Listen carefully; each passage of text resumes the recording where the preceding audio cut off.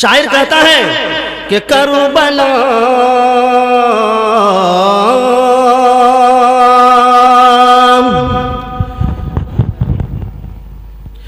کربلا کی جنگ کی تاریخ پھر بنائیں گے حسین، پھر بنائیں گے حسین، کہ کربلا کی جنگ کی تاریخ پھر بنائیں گے حسین، پھر بنائیں گے حسین۔ کیوں؟ ارے ہوگا سرنیزے، ہوگا سرنیزے پر اور قرآن سنائیں گے حسین، قرآن سنائیں گے حسین۔ آگے کے مصرعے کے اوپر تمام لوگوں کی توجہ چاہتا ہوں۔ ہم حسینی ہیں، ہمیں محشر کا کوئی غم نہیں، محشر کا کوئی غم نہیں۔ کیوں؟ ارے حشر میں نانا سے کہہ کر، حشر میں نانا سے کہہ کر بخشوائیں گے حسین، بخشوائیں گے حسین۔ تو میرے محترم بزرگوں دوستو، ہم اپنے منزل مقصود کی طرف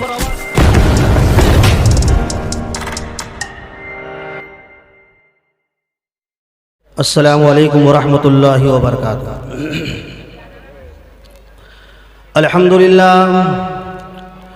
الحمد لله نحمده ونستعينه ونستغفره ونؤمن به ونتوكل عليه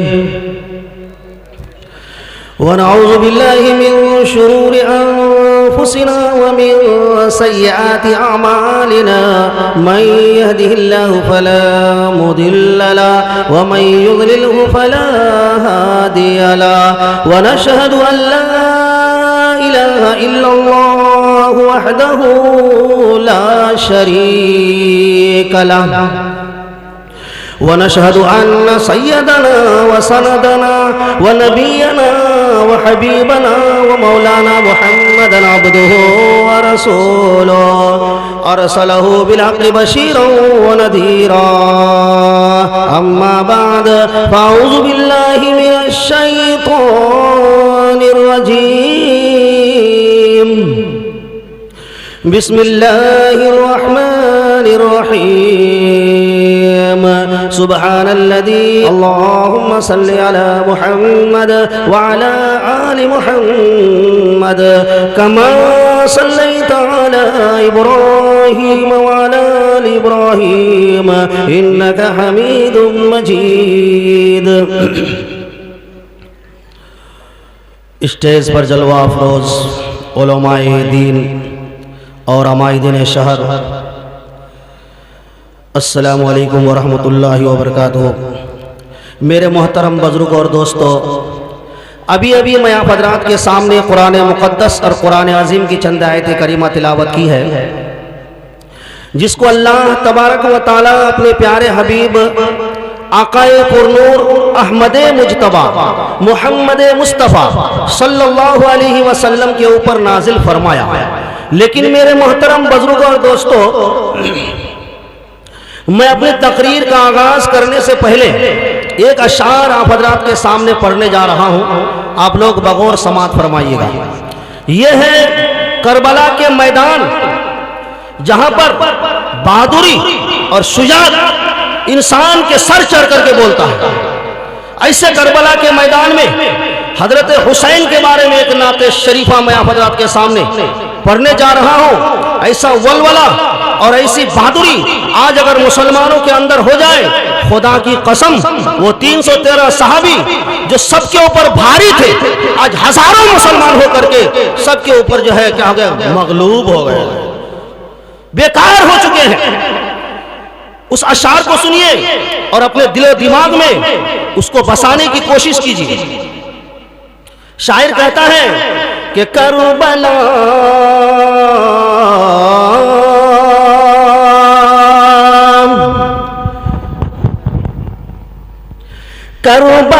کی جنگ کی تاریخ پھر بنائیں گے حسین پھر بنائیں گے حسین کہ کربلا کی جنگ کی تاریخ پھر بنائیں گے حسین پھر بنائیں گے حسین کیوں ارے ہوگا سر نیزے پر اور قرآن سنائیں گے حسین قرآن سنائیں گے حسین آگے کے مصرے کے اوپر تمام لوگوں کی توجہ چاہتا ہوں ہم حسینی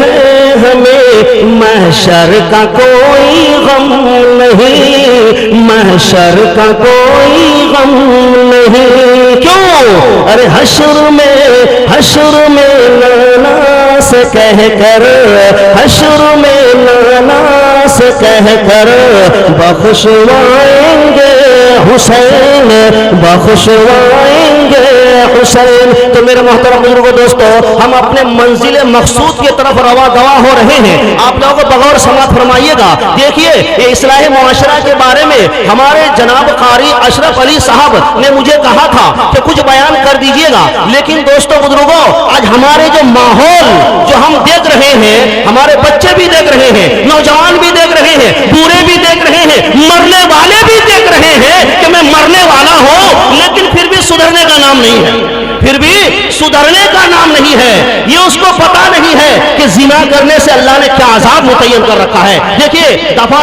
202 302 دفعہ 303 دفعہ 304 دفعہ 305 جو آج حکومت نے بنا کر کے رکھا ہے 302 دفعہ جو لگتا ہے نا وہ کیسا معلوم ہے وہ دفعہ ہے قتل کا جو خطرناک ہے اس کو پھانسی کی سزا تک پہنچ سکتا ہے ایسا ہی اللہ تبارک و تعالیٰ دوستو بزرگوں ہمارے نبی فرماتے ہیں قرآن کریم ہمارے نبی کے اوپر نازل فرمایا خدا نے لا تظلم نفس شیئا ولا تجزون الا ما کنتم تعملون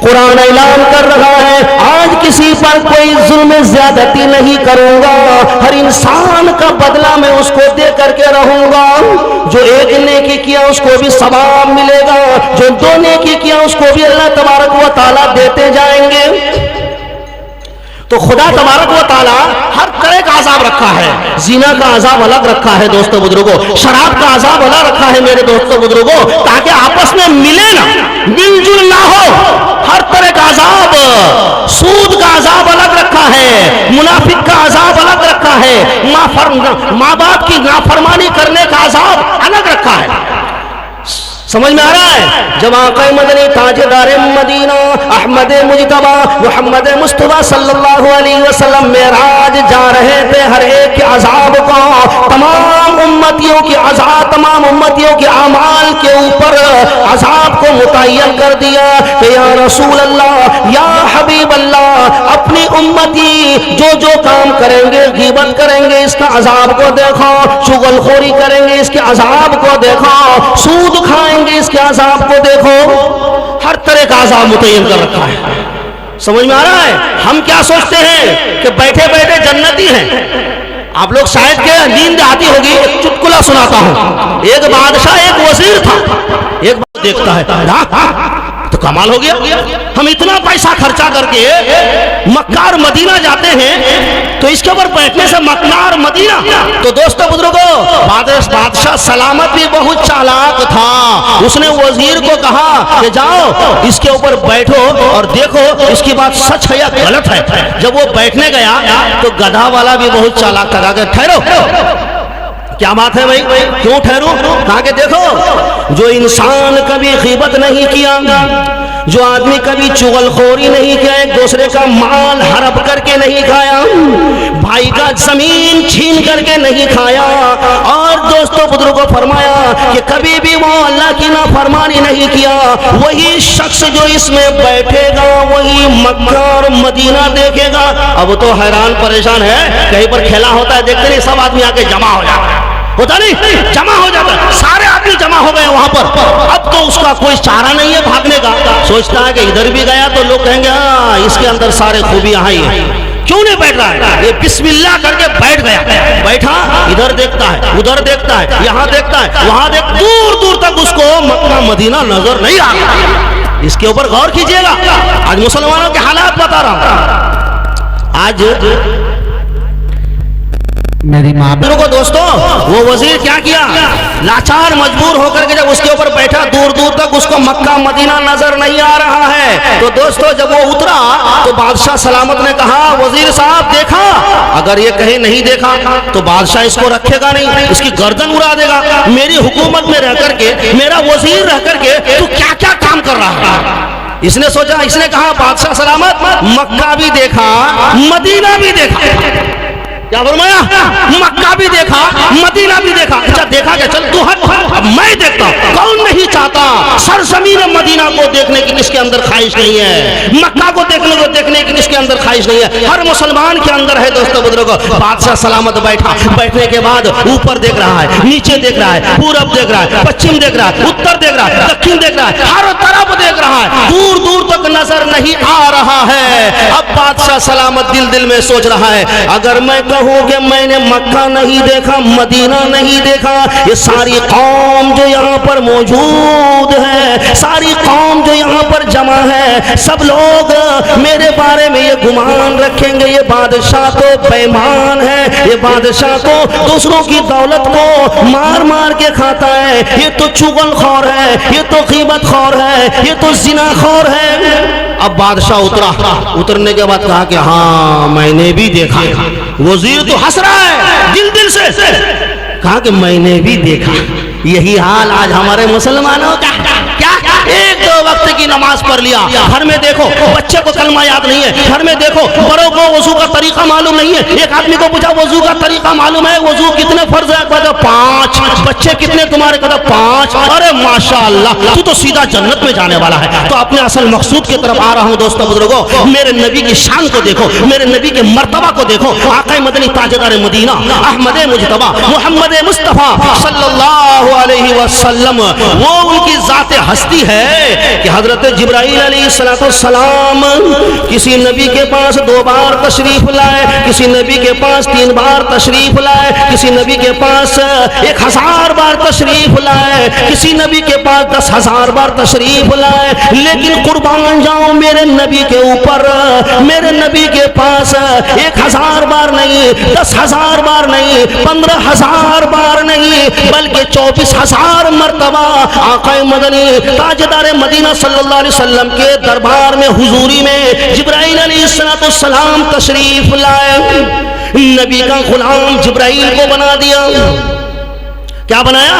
نبی کا غلام جبرائیل کو بنا دیا۔ اور آگے سنو، جب جبرائیل علیہ السلام نبی کے دربار میں حضوری میں تشریف لائے، میرے نبی نے فرمایا یا جبرائیل کبھی تو اپنی شکل صورت میں آ جایا کرو، کبھی اپنی شکل میں آ جایا کرو۔ جبرائیل علیہ السلام نے فرمایا یا رسول اللہ یا حبیب اللہ، خدا نے مجھے 600 پر عطا کیے ہیں، 600 پر عطا کیے ہیں، اگر میں روئے زمین پر ان 600 پروں کو ڈال دوں، مغرب سے لے کر کے مشرق تک، جنوب سے لے کر کے شمال تک، یہ جگہ چھوٹی پڑ جائے گی، چھوٹی پڑ جائے گی۔ کیا فرمایا؟ یہ جگہ چھوٹی پڑ جائے گی، کیسے میں اپنے پروں کو پھیلاؤں؟ تو جبرائیل نے میرے نبی کو کہا کہ یا رسول اللہ یا حبیب اللہ، اگر مجھے اپنی شکل میں دیکھنا چاہتے ہو، اپنی صورت میں دیکھنا چاہتے ہو تو سدرا میں آ جانا۔ کیا فرمایا؟ سدرا میں آ جانا۔ تو میرے محترم بزرگوں دوستو، چند سالوں کے بعد جب اللہ کے نبی صلی اللہ علیہ وسلم کو معراج کا واقعہ پیش آیا اور معراج کی سفر سے سرفراز کیا گیا، دوستو بزرگوں اس لیے لے کر کے جا رہا ہوں کہ لوگوں کے اوپر ہنسنے کا عذاب کیا ہے، سمجھ میں آ رہا ہے؟ اب ہوگا مزہ، اب آئے گا مزہ۔ سنو، نبی دیکھیں گے نماز چھوڑنے کا سزا خدا نے کیا متعین کر رکھا ہے۔ جب نبی گئے تھے معراج، نماز فرض نہیں ہوئی تھی، اس کے بعد فرض ہوئی، لیکن وہاں پر نماز چھوڑنے کو بھی سزا دیا جا رہا تھا۔ مسلمانوں کے امت مسلمہ کے اعمال کو وہاں پر ظاہر کر دیا۔ چنانچہ دوستو بزرگوں، چند سالوں کے بعد جب اللہ کے نبی صلی اللہ علیہ وسلم کو معراج کا سفر میسر ہوا، سرفراز کیا گیا، تو جبرائیل علیہ السلام کو اللہ تبارک و تعالیٰ نے اپنے دربار میں اپنی حضوری میں بلوایا۔ بلانے کے بعد کہا یا جبرائیل آؤ، تو جبرائیل نے فرمایا اے میرے پروردگار کیا بات ہے؟ کہا کہ جاؤ میرے نبی کو لے کر کے آؤ، لمبا واقعہ ہے، شارٹ کاٹ میں آپ کو مختصر سنا رہا ہوں، لے کر کے آؤ، خدا کا فرمان ہے۔ بھاگا جبرائیل، ابھی نبی کے پاس نہیں پہنچے تھے پھر بلا لیا، تو اللہ نے فرمایا اتذهبوا وحیدا، کیا تم اکیلے جا رہے ہو؟ میرے نبی کی شان میں گستاخی ہوگی، اکیلے مت جاؤ۔ چنانچہ وہ دوستو بزرگوں، اللہ نے فرمایا یا جبرائیل 70,000 کا قافلہ ساتھ لے کر کے جاؤ۔ جبرائیل علیہ السلام 70,000 کا قافلہ جب ساتھ لے کر کے گئے، کیا دیکھتا ہے میرے نبی تھکے ہوئے ہیں، خون سے شرابور ہیں، سو رہے ہیں۔ ایک مسئلہ سنو، ہم اور آپ سوئیں گے ہمارا وضو ٹوٹ جائے گا، لیکن نبی سوئے تو نبی کا وضو ٹوٹتا نہیں ہے۔ نبی آنکھ سے سوتے ہیں، دل سے نہیں سوتے، دل جگا ہوا رہتا ہے۔ کس کے لیے؟ ہمارے اور آپ کے لیے، ہر وقت یہی فکر تھی۔ چنانچہ دوستو بزرگوں، جب جبرائیل علیہ السلام 70,000 کا قافلہ لے کر کے پہنچے تو کیا دیکھتے ہیں نبی سو رہے ہیں، اندر جا رہے ہیں، اندر گئے پھر واپس، پھر اندر گئے پھر واپس، اندر جا رہے ہیں پھر واپس۔ کیسے جگاؤں میرے نبی کو؟ اللہ اکبر! آج نبی کو ہم کتنی تکلیف دیتے ہیں کہ نہیں؟ کیسے جگاؤں ایک فرشتہ؟ حیران پریشان، فتحیر جبرائیل، جبرائیل علیہ السلام حیران پریشان۔ اللہ نے فرمایا یا جبرائیل لا تتحیر، اقبل، کیا فرمایا؟ اقبل، آگے بڑھو، تقبل قدمین، میرے نبی کے قدم کو چومو، تلوے کو چومو۔ اللہ اکبر! سوچو دوستو بزرگوں، جبرائیل علیہ السلام اندر گئے، جانے کے بعد نبی کے قدم کو چوما، چومنے کے بعد نبی جاگ گئے، کہا جبرائیل تم یہ کیا کر رہے ہو؟ کیوں چوم رہے ہو؟ کہا کہ میں نہیں چوم رہا ہوں، خدا نے فرمایا چومنے کے لیے۔ کیا فرمایا؟ خدا نے فرمایا چومنے کے لیے۔ اللہ کے نبی نے فرمایا کیا بات ہے؟ کہا خدا آج آپ کو اپنے دربار میں بلا رہے ہیں، اس لیے ہم لوگ آئے ہیں۔ تو جب جبرائیل نے کہا میرے نبی کو چلو، تو اللہ کے نبی نے کہا کہ ٹھہرو۔ کیوں؟ فرمایا اے جبرائیل تو نے میرے تلوے کو چوما۔ کیا فرمایا؟ تو نے میرے تلوے کو چوما تو اس میں تو نے کیا پایا؟ سوچو، تو نے اس کو چوما تو کیا پایا؟ جبرائیل نے فرمایا یا رسول اللہ میں نے جنت کو دیکھا، جنت کے بہاروں کو دیکھا، جنت کے خوشنما زندگی کو دیکھا، ایک اِٹ سونے کی دیکھا، ایک اِٹ چاندی کی دیکھا، دودھ کی نہر کو دیکھا، شراب کی نہر کو دیکھا، شہد کی نہروں کو دیکھا، وہاں کے دریچوں کو دیکھا، وہاں کی خوبصورت حسین محل کو دیکھا، لیکن یا رسول اللہ یا حبیب اللہ جو خوشبو مجھے جنت میں نہیں ملی وہ آپ کے تلوے میں نصیب ہو گئی۔ کیا فرمایا؟ جو خوشبو وہاں نہیں ملی آپ کے تلوے میں نصیب ہو گئی۔ سوچنے کا مقام نہیں ہے؟ میرے نبی کے تلوے میں اتنی خوشبو تو پسینے میں کتنی خوشبو ہوں گے، پسینے میں ہاتھ میں کتنے خوشبو ہوں گے، چہرے میں کتنی خوشبو ہوں گے۔ تو میرے دوستو بزرگوں، اس کے بعد جبرائیل علیہ السلام نے فرمایا یا رسول اللہ جلدی کرو، خدا آپ کے مشتاق ہے دیکھنے کے لیے، جلدی چلو۔ چنانچہ دوستو بزرگوں، آقا مدنی تاجدار مدینہ احمد مجتبی محمد مصطفیٰ صلی اللہ علیہ وسلم کو دوستو بزرگوں مسجد حرام لے کر کے گئے۔ جانے کے بعد پھر جو ہے وہاں سے بیت المقدس لے کر کے گئے۔ رف ایک سواری ہے دوستو بزرگوں، ایک براق سواری ہے، پہلے براق آیا، اس کے بعد رف آیا۔ براق سواری کے اوپر جب میرے نبی سفر کرنے کے لیے قدم بڑھایا، پیچھے ہٹا لیے، اللہ اکبر! میرے نبی کی شان کو دیکھو، میرے نبی کے مرتبہ کو دیکھو۔ اے امت مسلمان، آج نبی کے اوپر کیوں نہیں مر مٹ رہے ہو؟ اس وقت بھی نبی کا در اناج سے خالی تھا، نبی کا گھر آٹا سے خالی تھا، نبی کا گھر چاول سے خالی تھا، نبی کے گھر میں پانی نہیں تھا، کھانے پینے کا کوئی سامان نہیں تھا. لیکن امتی کی فکر کو دیکھو، جب نبی قدم بڑھایا پیچھے ہٹا لیے. اللہ نے فرمایا جبرائیل کو میرے نبی کو پوچھو کیوں قدم پیچھے ہٹایا ہے، کس لیے ہٹایا ہے، کیا وجہ سے ہٹایا. ہم اور آپ ہوتے تو اگر مودی بلائے تو باپ رے کسی کو بھی نہیں دیکھیں گے. چلو مودی نے بلایا ہے، بادشاہ نے بلایا ہے، بھائی کا تو پہلے ہی دشمن بن کر کے ہے. کب وہ زمین بیچے گا، 3 بیٹیاں ہیں، کب بیچے گا، کب خریدیں گے، اور جو کب ہم مزہ لیں گے. یہی تو ہمارے دل میں ہے مسلمانوں.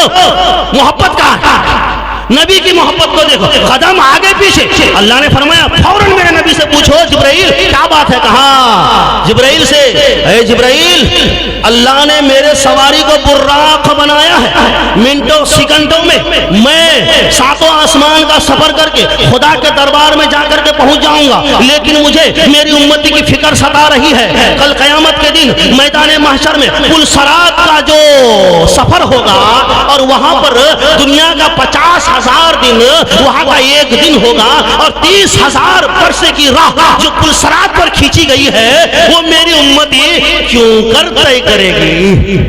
کیا فرمایا؟ کیسے طے کرے گی؟ وہ غم مجھے ستا رہا ہے. اللہ اکبر. تو اللہ نے کیا فرمایا؟ میرے نبی کو تو خوش کرنے کے لیے لے کر کے آ رہا ہوں نا، اس لیے اللہ نے فرمایا اے جبرائیل کہہ دو میرے نبی کو یہ پیغام دے دو کہ جس طریقے سے آج میں نے میرے نبی کی سواری کو براق بنایا، منٹوں سیکنڈوں میں بیت المقدس چلے جائیں گے. تو دوستو بزرگوں منٹوں سیکنڈوں میں چلے جائیں گے. ایسا ہی میں کل قیامت کے دن میدان محشر میں اپنی امت کے لیے، آپ کی امت کے لیے میں براق کی سواری کو حاضر کر دوں گا، اور اس براق پر سوار کر کے میرے بندے کو اور تیری امتی کو پار کر دوں گا. کیا فرمایا؟ پار کر دوں گا. تو دوستو بزرگوں سوچو، نبی کے اوپر مر مٹو، نبی کے سنت کو تم زندہ کرنے والے بن جاؤ، نبی کے کردار کو تم زندہ کرنے والے بن جاؤ، اخلاق نبی کے مطابق اپنے کردار کو ڈھال دو. انشاءاللہ دنیا میں بھی کامیاب ہو جاؤ گے اور آخرت میں بھی کامیاب ہو جاؤ گے. اللہ تبارک و تعالیٰ سے دعا کرے کہ اللہ تبارک و تعالیٰ ہم سب کو کہنے اور سننے سے زیادہ عمل کی توفیق عطا فرمائے. وما علینا الا البلاغ.